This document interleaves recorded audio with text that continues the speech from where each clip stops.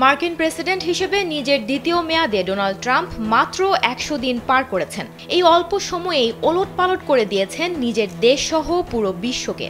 এবার নিজেরই নিয়োগ দেয়া জাতীয় নিরাপত্তা উপদেষ্টা মাইক ওয়ালসকে সরিয়ে দিয়েছেন ট্রাম্প। গুঞ্জন উঠেছে সম্পর্কের টানাপোড়েনের কারণেই ওয়ালসকে পদ ছাড়তে বলা হয়েছে।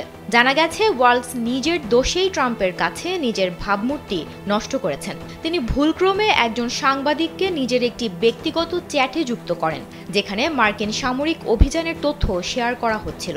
যদিও ট্রাম্প সেই ঘটনায় ওয়ালসের বিরুদ্ধে তাৎক্ষণিক ব্যবস্থা গ্রহণ করেননি, তবে ক্রমেই ওয়ালসের অভ্যন্তরীণ প্রভাব বেশ কমিয়ে আনেন ট্রাম্প। যমুনা ইলেকট্রনিক্স ঈদে ডাবল খুশি অফার সিজন 3, যে কোনো পণ্য কিনলেই পাচ্ছেন নিশ্চিত ঈদ উপহার। আর তা স্পষ্ট হয়ে ওঠে যখন এ ঘটনার পরপরই ট্রাম্প নিরাপত্তা পরিষদের বেশ কয়েকজন কর্মীকে বরখাস্ত করার সিদ্ধান্ত নেন।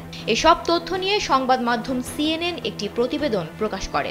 প্রতিবেদনে বলা হয়, ওয়ালসের স্থলাভিষিক্ত হবেন পররাষ্ট্রমন্ত্রী মার্কো রুবিও। নতুন কাউকে নিয়োগ না দেওয়া পর্যন্ত রুবিও এই দায়িত্ব পালন করবেন।